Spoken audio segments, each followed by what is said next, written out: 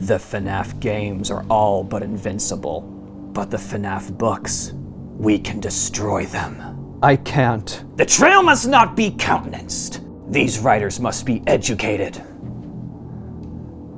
What do I do? Instruct them in the matters of literary critique.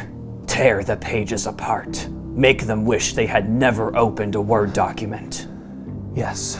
And then grant their wish. Tell me how. The cunning critic attacks not the series as a whole, but every last entry. Tell me how! Monster, the final Tale from the Pizzaplex, Nick. You will review Monster. Well, we are so back. To hell with you all.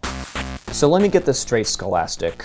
You release a Tales from the Pizzaplex bind-up book that contains 7 stories, one of which we've never seen before, and you make it exclusive to a single retailer.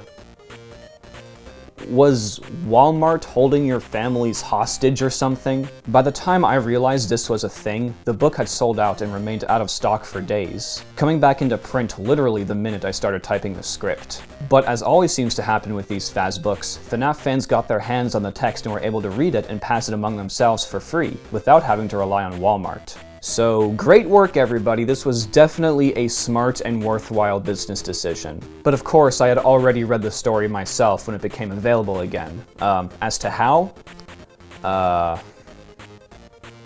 Don't worry about it. I don't want the book itself that badly, even though it does come with this sick-ass poster. I mean, come on, this thing is a chick magnet in print. Who doesn't want this hanging over their bed? So I'm just gonna use my copy of Haps for the visual element and call it a day. On to the review. Liam and Drew work a minimum wage job at Just a Pizza, under a kindly old man named Mr. Burton. But Drew's low pay fails to meet his high ambitions, so he orchestrates a series of smear campaigns in the school newspaper against Mr. Burton to boost his own clout. Liam is appalled, but as evidence continues to stack up both inside and outside their small town, he begins to question whether Drew is really onto something. Holy fuck, boys. This is it.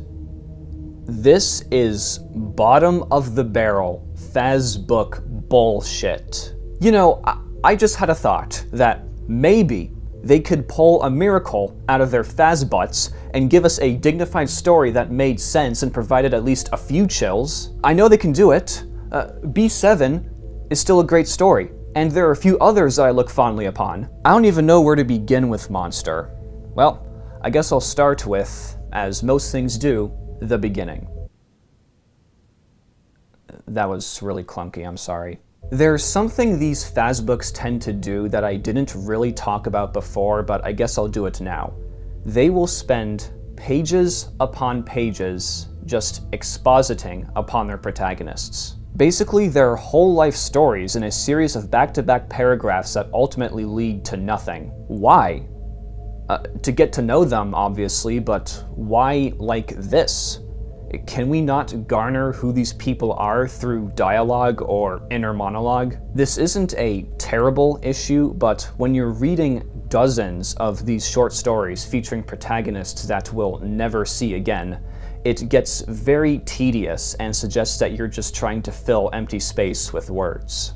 Drew is as cheesy and overblown as any of these jerk-off Fazbook kids are, but what really makes him stand out is the lengths he goes to in smearing this poor old man. Not only does he accuse him of being a serial killer and a psychopath because he didn't pay him enough, but he goes so far as to claim that the man is a literal shape-shifting demon, akin to a skinwalker or a werewolf. Or, as he so eloquently puts it, the legend of the Norse Loki. I'm ready for the Faz bullet, just give it to me. And of course, everyone in this dumb town believes him and starts protesting Just a Pizza, trying to scare Mr. Burton away. Which makes me wonder if this story is really just a ham-fisted metaphor for cancel culture where the true monsters are the ones actually going on the monster hunt or something like that. I mean, it literally says it in the text at one point. I will say, though, that one thing I did like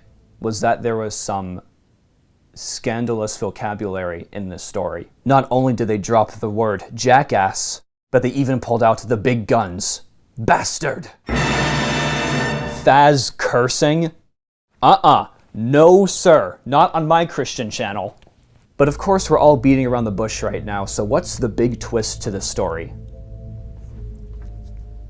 Drew was an actual demon all along.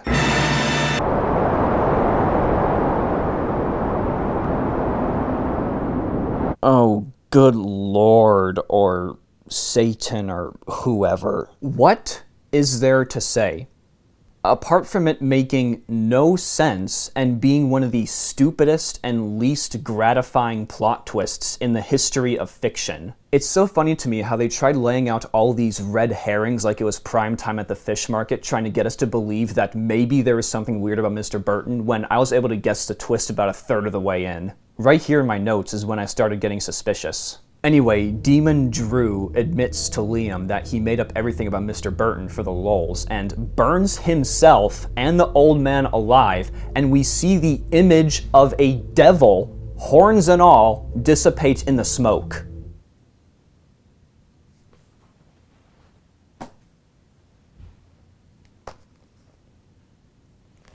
And you're probably watching this video thinking, where does Five Nights at Freddy's fit into this story? Well, congratulations, you have brain. Okay, in all seriousness, there were two connections I noticed. One, the ending implies that a national franchise is going to replace the burnt remains of Just a Pizza, implying that the town is going to receive its own Freddy Fazbear's Pizza. Dun, dun, dun. It's not worth it, shut up. And two, Drew shows off his heavily scarred body claiming it was Mr. Burton's doing, and the injuries seem consistent with a spring lock malfunction. How is this relevant to the overarching FNaF narrative? I don't know. Is Drew the agony-ridden spirit of a spring locking victim roaming the earth and sowing chaos? I don't know. Your guess is as good as mine. Maybe it's the mimic. Ooh. All this sums up one of the Faz book's biggest problems. Why talk about anything definitive and meaningful when you can just be vague and put out theory bait? The gimmick died about halfway through the Fazbear Frights. It's so fitting that the supposed final story in these book collections is just another lame-ass writing exercise that's so open-ended it falls apart at the seams. And again, I ask, why can't we just make stories about FNaF elements that we recognize and care about? My most charitable guess is that Scott Cawthon didn't want any of the game characters to be fleshed out in the literary medium, potentially providing answers or false trails, so he relegated them to cameos and instead centered the anthologies around one-off characters and self-contained psychological horror. But while I'm okay with the books diverging from the main canonicity, they should have also expanded upon what we already know.